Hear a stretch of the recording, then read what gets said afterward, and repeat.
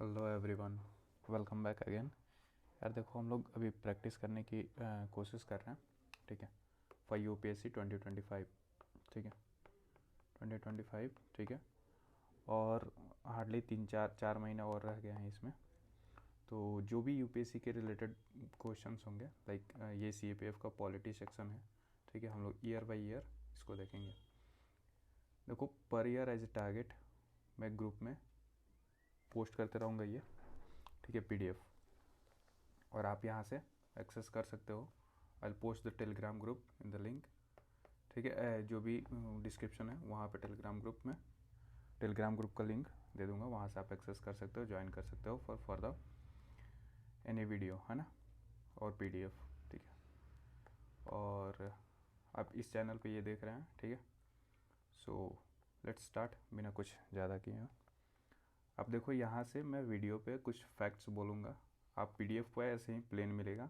क्या करना है फर्स्ट कि आपको पीडीएफ को डाउनलोड करना है फ्रॉम टेलीग्राम ग्रुप, ठीक है। सेल्फ प्रैक्टिस कर लेनी है क्वेश्चंस, ठीक है। अगर आपके पास डिजिटल हैंडआउट है तो वहाँ से डिजिटल पर ऐड कर लेना, बाकी अगर नहीं है तो प्रिंट ले सकते हो, ठीक है। अब इसको क्या है ना कि मैं एक एक क्वेश्चंस को यहाँ पे डिस्क्राइब करूँगा, बोलूँगा, ठीक है, how to solve that. And for the addition भी करूँगा, वैल्यू एडिशन। अगर आप प्रिंट आउट लेते हो या डिजिटल हैंड आउट के साथ देखते हो, ठीक है, तो यहाँ पे आप ऐड ऑन कर सकते हो वहाँ पे जो मैं वीडियो में बताया हूँ, ठीक है। ओके, फिर तो बात यहाँ पे क्लियर हो गई। सो लेट्स स्टार्ट। ये CDS 2015 का पॉलिटी का सेक्शन है, ठीक है। 2015 में CDS में 22 क्वेश्चन पूछे गए थे, हम लोग 22 क्वेश्चन को इस वीडियो में डिकोड करेंगे, ठीक है। So let's start. पहला क्वेश्चन है कि the setting of the inter state council in 1990 was meant to, किस लिए बना था? क्या ये सब्स्टिट्यूट करने के लिए बना था national development council? I think no. Let's see option C, B an institutional interference between the judiciary and government, ये भी नहीं था। Provide membership to local customary bodies, ये भी नहीं था। ये strengthen the federal provision of the constitution के लिए इसको किया गया था, इंटर स्टेट काउंसिल को सेटअप, ठीक है। अब ये तो हो गया अपना आंसर। वैल्यू एडिशन क्या है? कि वैल्यू एडिशन है कि जो इंटर स्टेट काउंसिल है वो आर्टिकल 263 में आता है, ठीक है। इस इंटर स्टेट काउंसिल को सेटअप कौन करता है? प्रेसिडेंट ऑफ इंडिया इसको सेटअप करते हैं, ठीक है। इसके अलावा ये जो इंटर स्टेट काउंसिल बना था वो किस पे बना था? सरकारिया कमीशन थी, ठीक है, सरकारिया कमीशन, उनके रिकमेंडेशन पे इसको कॉन्स्टिट्यूशनल राइट दे दिया गया था, मतलब कॉन्स्टिट्यूशनल बॉडी बना दिया गया था, ठीक है। अब देखो, इसमें थोड़ा और वैल्यू एडिशन क्या कर सकते हैं हम कि इसके जो चेयरमैन होते हैं इंटर स्टेट काउंसिल के, वो PM होते हैं, ठीक है। अब आपको अपने तरफ से क्या करना है कि जो भी इसके मेंबर्स कौन कौन से आते हैं, ठीक है, वो आपको खुद की तरफ से ऐड ऑन कर लेना है, ठीक है। तो ये आप अपने तरफ से करिएगा। एक और ऐड ऑन कर लीजिएगा कि ये जो नेशनल डेवलपमेंट काउंसिल था वो कब सेटअप किया गया था, ठीक है। ये इसको वेरीफाई कर लीजिएगा 52 या 53 में, ठीक है। ओके, तो वैल्यू एडिशन हो गया इसका। Now let's move to next question. Question number second, ये क्या कह रहा है कि which of the following is not a central parliamentary force, जो कि under the ministry of home affair, ministry of home affair के अंदर, मतलब कौन सी सेंट्रल पार्लियामेंट्री फोर्स नहीं है। तो अगर हमें ये पता है कि कौन सी है तो आंसर हो जाएगा, अगर नहीं पता है कि कौन सी नहीं है तो वहाँ से भी हो जाएगा। देखो, CISF ना मिनिस्ट्री ऑफ होम अफेयर में आता है, CRPF ये भी आता है, BSF भी आता है, बट लद्दाख स्काउट्स ना ये नहीं आता है, ठीक है। और यहाँ पे आप देख सकते हो ये मोर कॉमन है देन लद्दाख स्काउट्स, तो ये इसका आंसर हो जाएगा, ठीक है, C, ठीक है। इसमें ज़्यादा कुछ वैल्यू एडिशन नहीं है, वैसे आप ऑड वन आउट पे जा सकते थे, ठीक है। फर्दर क्या है ना कि मिनिस्ट्री ऑफ होम अफेयर में कौन कौन आता है, ये बेसिकली ना एक रेजिमेंट है, ठीक है, इंडियन आर्मी का।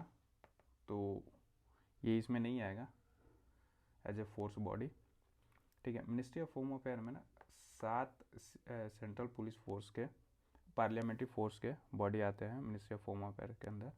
इन तीनों के अलावा कौन कौन सा आता है, एसएसबी सशस्त्र सीमा बल, ठीक है, असम राइफल्स, बीएसएफ जो हम लोगों ने देखा, ठीक है, बीएसएफ, सीआईएसएफ भी अभी हमने देखा,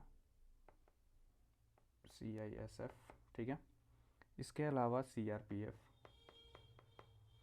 इसके अलावा ITBP, India Tibet border force, ठीक है, बॉर्डर पुलिस या समथिंग, ठीक है। और एक है स्पेशल गार्ड, ठीक है, स्पेशल गार्ड जो है वो आते हैं।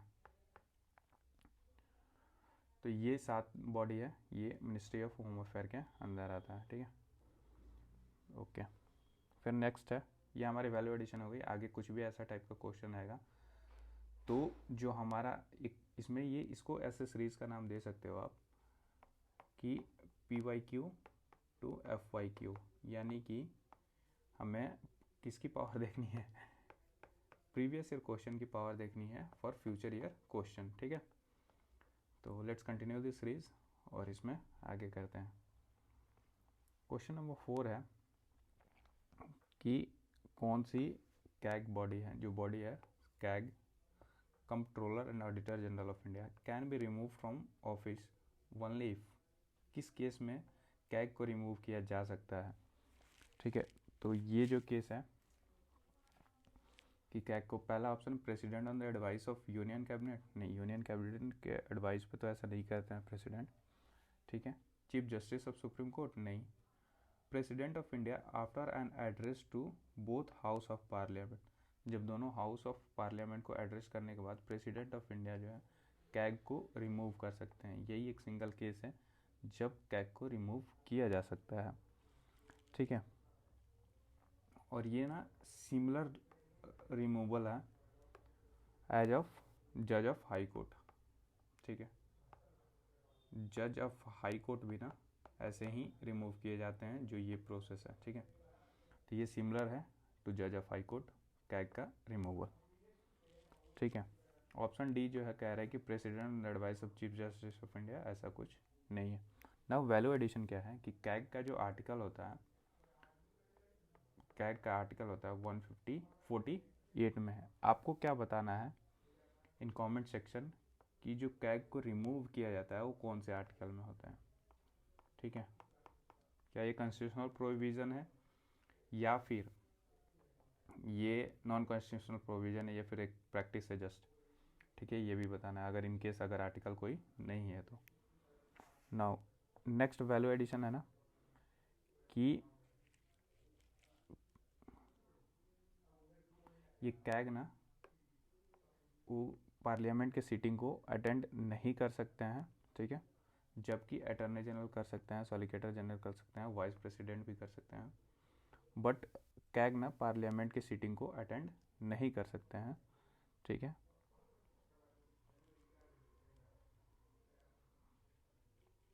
ठीक है, और इनका जो रिमूवल है ना वो कौन सी बेसिस पे होती है, वो बेसिकली मिसबिहेवियर या इनकैपेसिटी के बेसिस पे होती है,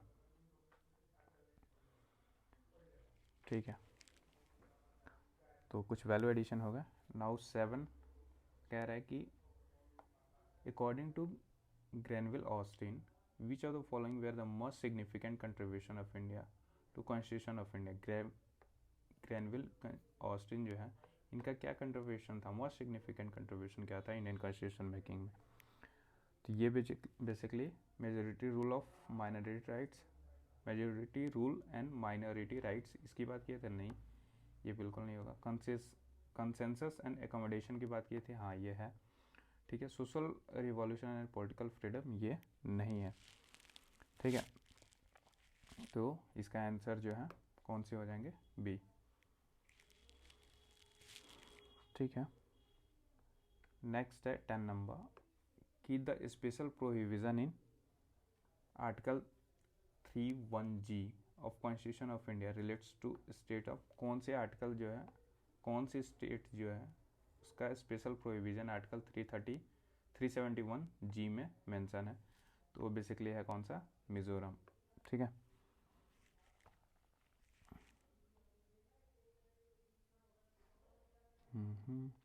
अब इसको कैसे, इसमें वैल्यू एडिशन क्या है, इसका आंसर जो है सी है। वैल्यू एडिशन है ना कि 371 जो है स्पेशल प्रोविज़न की बात करती है फ्यू स्टेट। ठीक है, जैसे कि 371 में किसकी बात करता है महाराष्ट्र एंड गुजरात का। ठीक है, 371 ए में किसका बात करता है, नागालैंड का। 371 बी में किसका बात करता है, असम का। सी में मणिपुर का। ठीक है, डी में किसका करता है, आंध्र प्रदेश का। आंध्र प्रदेश का जो एडमिनिस्ट्रेशन प्रोविज़न है। ठीक है, डी और ई में, और इसका जो है सम प्रोविज़न, मतलब डी और ई ना दोनों आंध्र प्रदेश से एसोसिएटेड है। ठीक है, फिर एफ आओगे तो एफ जो है वो सिक्किम से है। ठीक है, जी जो है वो मिजोरम से है ना, मिजोरम से है।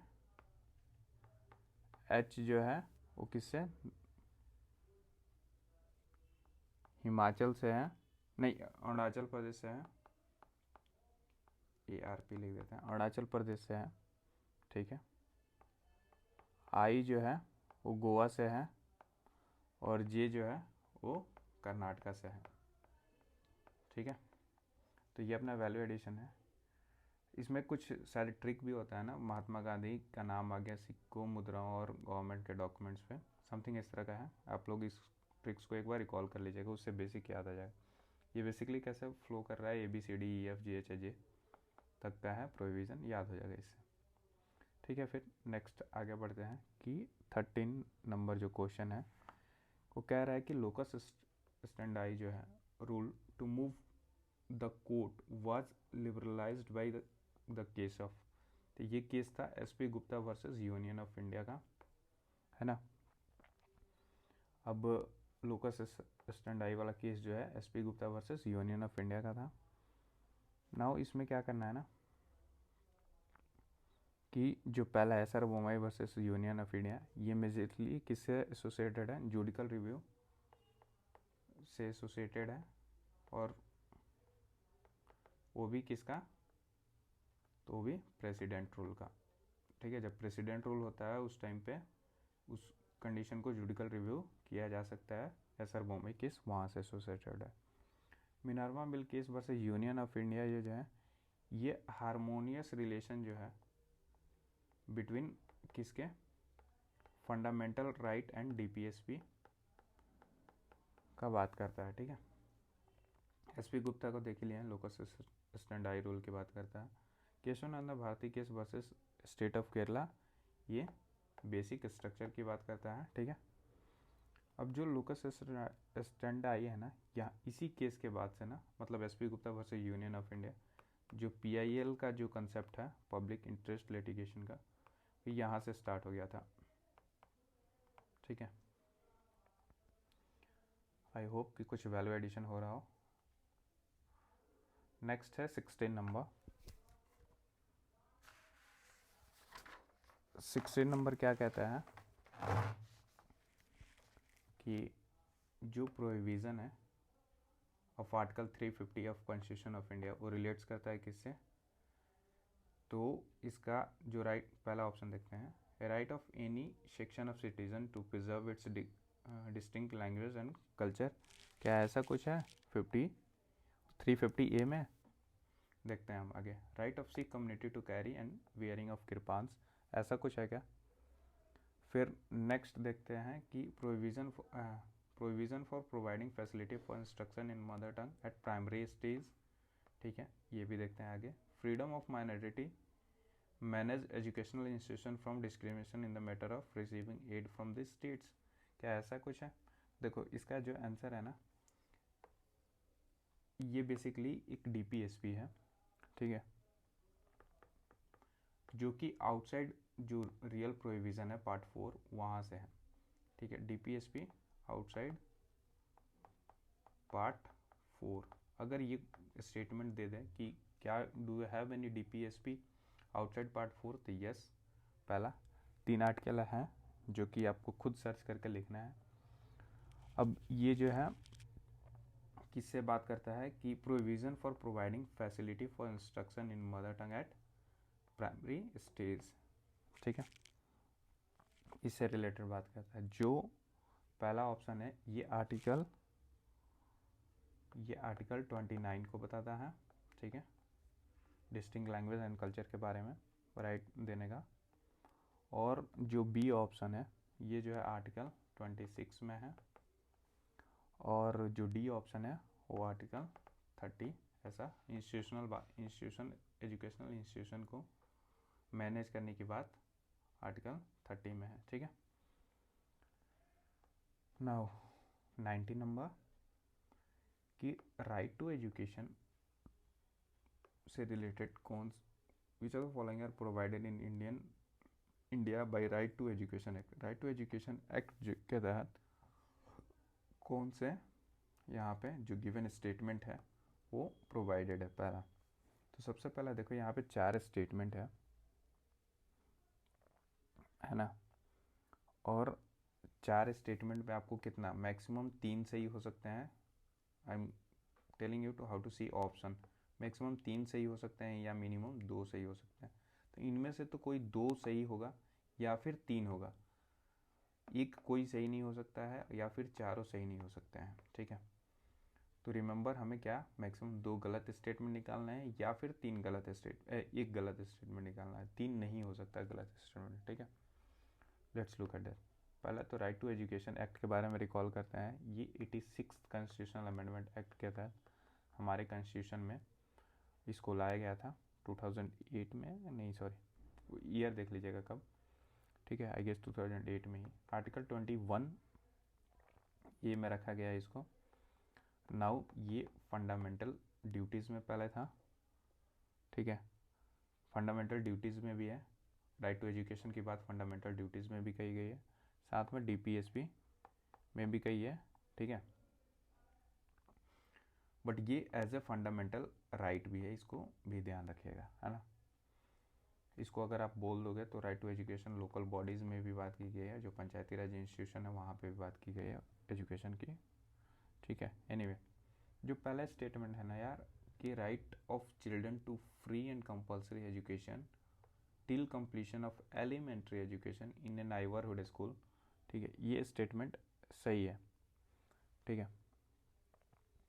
जो सेकंड स्टेटमेंट है कि provision of development of teacher for non educational work other than decennial census election to local authority like state legislator parliament and disaster relief, ये सही है, काफ़ी खिचड़ी किया है तो ये ठीक है। इनको प्रोहिबिट किया गया है किस चीज़ को, development of teacher for non educational work, ठीक है, अदर देन दिस थिंग, ये बात सही है। नाउ नेक्स्ट जो है राइट टू एजुकेशन, जो right of minority to establish administer education institution, ये तो अभी हमने देखा ना ये आर्टिकल 30 में है, ठीक है। तो ये राइट टू एजुकेशन में नहीं आता है, तो 3 गया, तो ये स्टेटमेंट बी वाला ऑटोमेटिकली गलत हो गया। No citizen shall be denied admission into any educational institution maintained by state receiving aid out of the state fund on ground only, ध्यान रखिएगा वनली की बात किया है। रिलीजन, रेस, कास्ट, लैंग्वेज की तो कहीं बात ही नहीं होती, एनी ऑफ देम ऐसा कुछ नहीं होता है। Religion, race, caste, sex, place of birth, ठीक है, तो इन चीज़ों की बात की गई। लैंग्वेज के बेसिस पर या वैसा कुछ हम लोग डिस्क्रिमिनेशन नहीं करते हैं, ठीक है, ठीक है। तो और ये बात भी आर्टिकल 30 में ही है, ये कंडीशन के साथ, ठीक है। तो हमारा आंसर क्या हुआ, ऑप्शन 4 भी गलत है, 3 भी गलत है, 1 2 सही है, तो ऑप्शन डी हो गया, ठीक है। Next I guess nothing to add more, sorry शायद ये आर्टिकल 15 में भी आ सकता है, एक बार कंफर्म कीजिएगा आर्टिकल 30 या आर्टिकल 15 कौन से आर्टिकल में है ये, ठीक है। According to article 3 of constitution of India the parliament में बाय लॉ क्या कर सकता है? 4 स्टेटमेंट है, look at the option, statement and then option. 4 option है, मैक्सिमम 3 सही हो सकते हैं, ठीक है, या फिर 3 स्टेटमेंट गलत भी हो सकते हैं, 1 सही हो सकता है, यही प्रोबेबिलिटी है, चारों तो सही नहीं होगा। नाउ सी आर्टिकल 3 की कौन से पार्ट में है? पहला तो पार्ट 1 में है ना। पार्ट 1 किससे रिलेटेड है? यूनियन टेरिटरी से रिलेटेड है, ठीक है, स्टेट्स एंड यूनियन टेरिटरी से। तो हमें यहाँ पे क्या करना? Declare war on any country, ऐसा कुछ प्रोहिबिशन है क्या? नहीं है भाई, ठीक है। Alter the boundary of any state, ये होता है। Increase the area of any state, ये भी होता है, ठीक है। ये कह रहा है कि stabilise the autonomous council within any state, ये नहीं होता है, विद इन तो एनी नहीं होगा। ट्राइबल स्टेट में ऑटोमेटिक ऑटोनोमस काउंसिल की बात करते हैं अंडर शेड्यूल 6, ठीक है।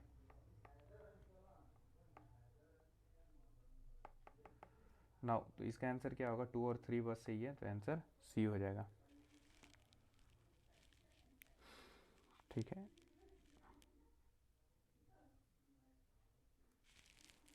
अब नाउ वैल्यू एडिशन क्या है इसमें? यार कुछ खास नहीं है वैल्यू एडिशन मेरे ख्याल से। ज़्यादातर अगर आपको देखना होगा तो वैसे देख सकते हो कि ऐसा कब कर सकता है कि ये प्रायर प्रेसिडेंट का इसमें रिक्वायरमेंट होती है फॉर दैट।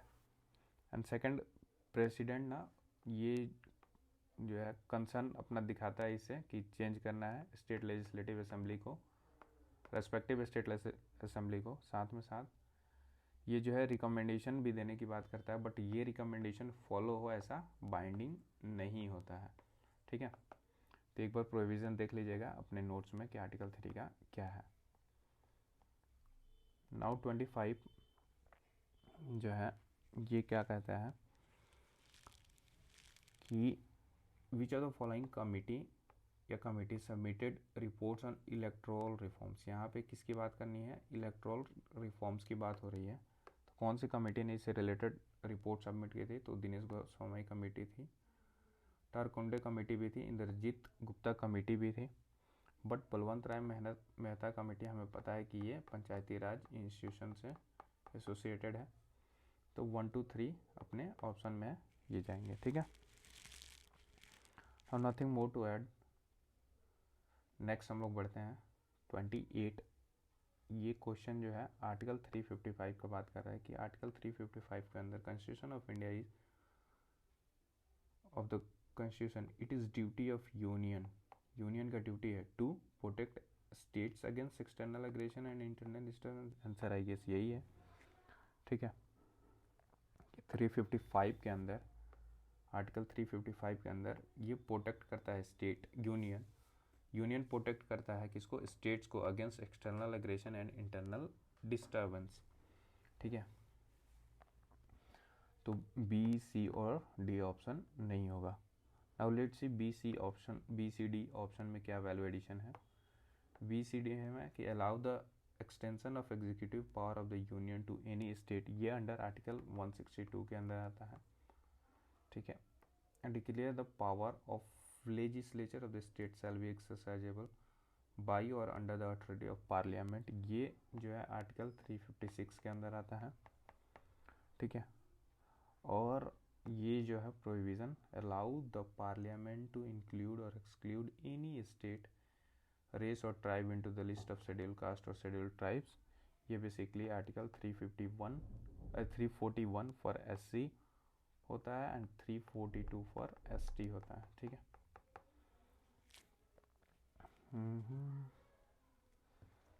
नाउ नेक्स्ट जो क्वेश्चन है वो सेकेंड एआरसी से रिलेटेड है।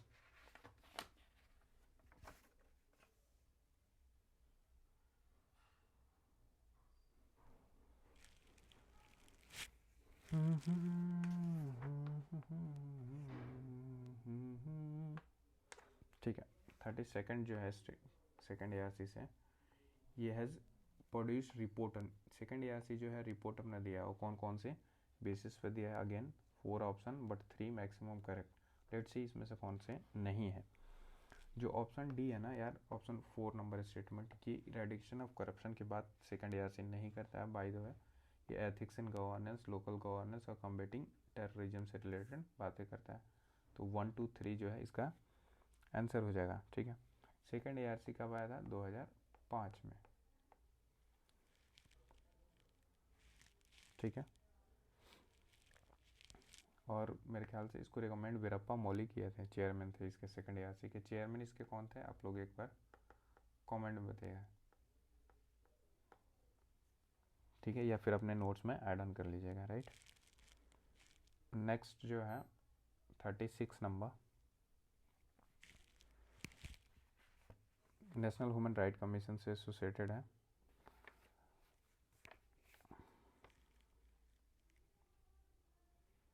और ये क्या बात करता है NHRC का, कि a chairperson who has been a chief justice of supreme court और a high court of India. तो ये होते हैं क्या? ये होते हैं यार, ठीक है।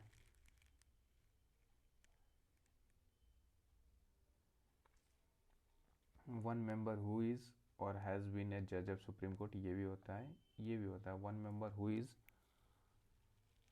यार ये क्या है? ऑफिशियल आंसर इसका क्या है? 36 का,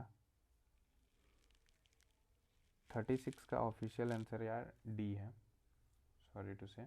ये नहीं होता है क्योंकि chairman who has been a chief justice of supreme court, ये बात तो सही है, बट हाई कोर्ट वाले नहीं होते हैं, हाई कोर्ट यहाँ पे नहीं आएगा, ठीक है। CGI चेयरमैन हो सकते हैं ह्यूमन राइट कमीशन के, या सीनियर मोस्ट जज ऑफ सुप्रीम कोर्ट जो है एक्ट एज ए चेयरपर्सन, ठीक है। तो पहला आंसर नहीं होगा।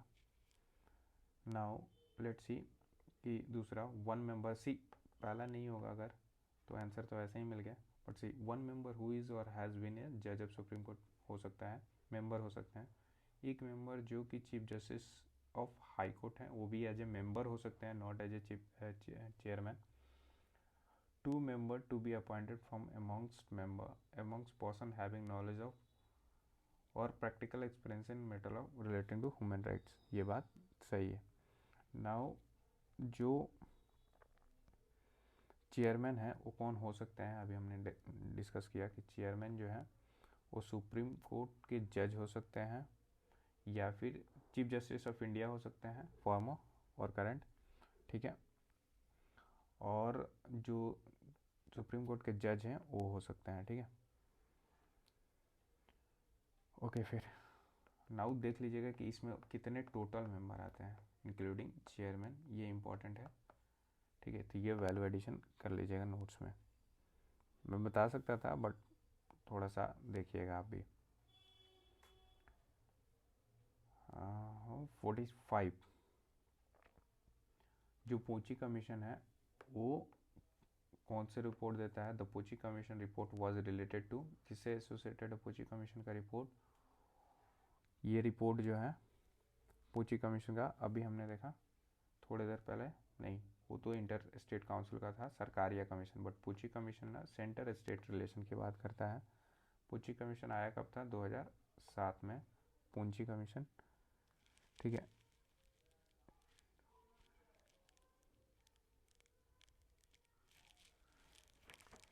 और पूंची कमीशन में किसके रिलेटेड बात हुई थी हमारे? ये भी इनका कंसेप्ट क्या था इस कमीशन का, जो रिपोर्ट दिया था इन्होंने? आई गेस इन्होंने ये कहा था कि जो गवर्नर होता है ना स्टेट का, वो आउटसाइड ऑफ दैट स्टेट का पर्सन होना चाहिए, ठीक है। तो ये वैल्यू एडिशन है।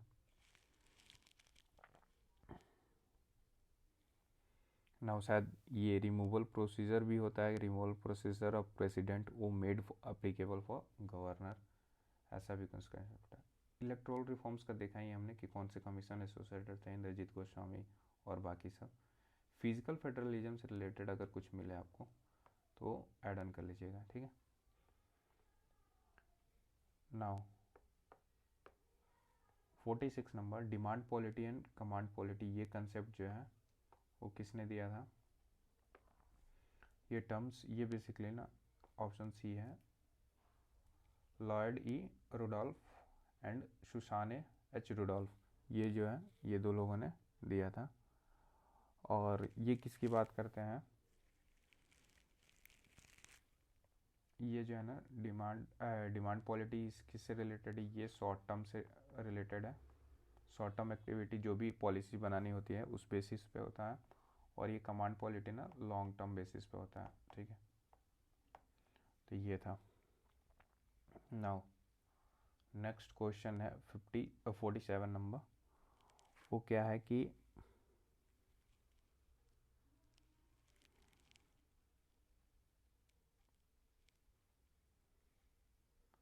47 नंबर ये कह रहा है कि which are the following is the principal place of sitting of national green tribunal.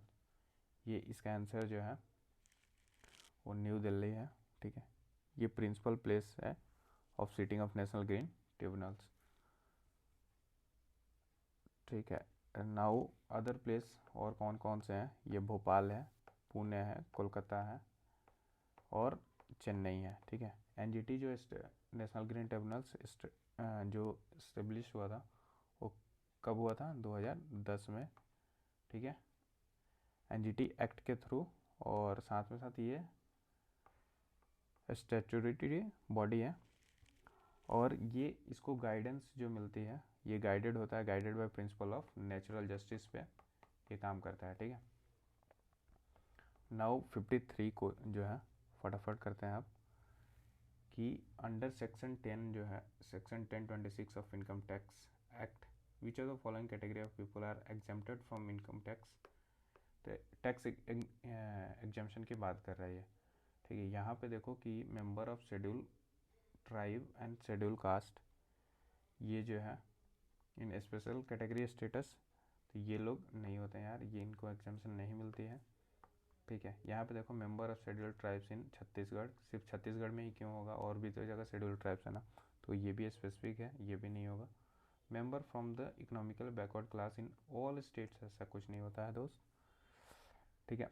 Member of the schedule tribes in state of Manipur, Mizoram, Nagaland and Tripura, ठीक है। ये चार जो हैं एग्जेम्प्टेड है फ्रॉम इनकम टैक्स। देन का प्रोहिबिशन है, पता नहीं अभी का क्या स्टेटस है इसका, बट सी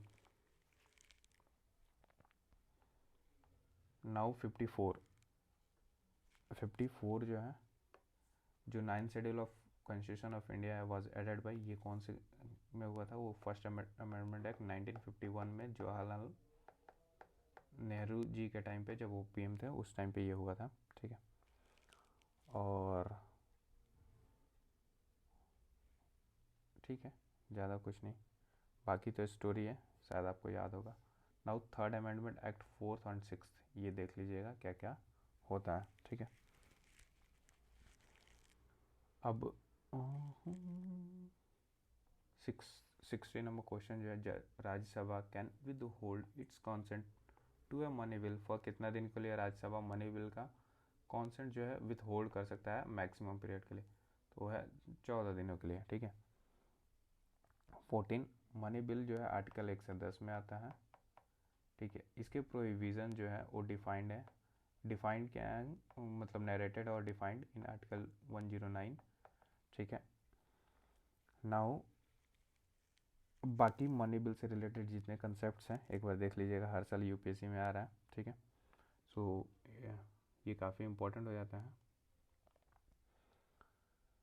नेक्स्ट जो है, एंड हाँ, राज्यसभा ना जो मनी बिल से रिलेटेड है वो रिकमेंडेशन नहीं दे सकता, रिकमेंडेशन दे सकता है बट वो बाइंडिंग नहीं है, ठीक है। और ऐसा कुछ कंसेप्ट है। नाउ 61 जो है, which are the following reasons were cited by Ashok Mehta committee on declining panchayati raj institution of, for the decline of the panchayati raj institution in India, क्या रीज़न दिया गया था इनके द्वारा अशोक मेहता जी का। इन्होंने तो पहली बार 2 टियर सिस्टम बताया था अशोक मेहता जी ने, और साथ में जो रीजन दिया था रोल ऑफ ब्यूरोक्रेसी की बात की थी, इसकी वजह से डिक्लाइन हो रहा है, lack of political will, lack of conceptual clarity, और जेंडर पैरिटी की बात इन्होंने नहीं की थी, ठीक है। तो 1 2 3 इसका आंसर हो जाएगा, ठीक है। अब बाकी पीआरआई से रिलेटेड जितने भी इंस्टीट्यूशन है उसको और इन डेप्थ पढ़ने की ज़रूरत है, ठीक है।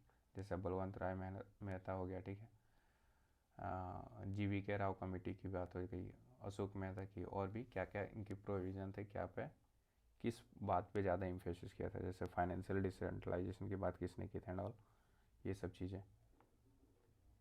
62 है, ये जो है सांसद आदर्श ग्राम योजना के बारे में क्या गलत है, तो इसका जो आंसर होगा वो it was launch in the year 2004 on the birth anniversary of Lal Bahadur Shastri जी।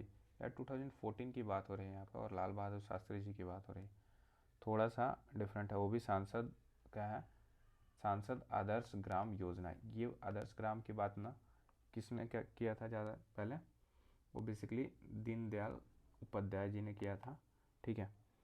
और मेरे ख्याल से ठीक है, और इसका जो है बर्थ एनिवर्सरी लाल बहादुर शास्त्री जी नहीं होगा, दीनदयाल उपाध्याय जी होगा मे बी। तो इसका आंसर ये हो जाएगा। बाकी तीनों स्टेटमेंट जो है इस कंसेप्ट से रिलेटेड सही है, तो इसको याद कर लीजिएगा, ठीक है। नाउ ये वाला ज़्यादा इम्पोर्टेंट है, ये प्रोविज़न। लास्ट क्वेश्चन है इसका, मेक इन इंडिया इनिशिएटिव जो है इंडिया का, उसके रिगार्डिंग क्या गलत है, ठीक है। तो जो ऑप्शन डी है ये बात गलत है, इजी टू मेक रॉन्ग है यहाँ पे। Programme is being implemented by ministry of finance, UPSC में भी मिनिस्ट्री गलत ही देता है ज़्यादातर, ठीक है। तो ये basically ministry of commerce and industry है, ठीक है। बाकी सब तीनों सही है। इन्वेस्ट इंडिया इसी के अंदर आता है, मेक इन इंडिया कैंपेन के अंदर।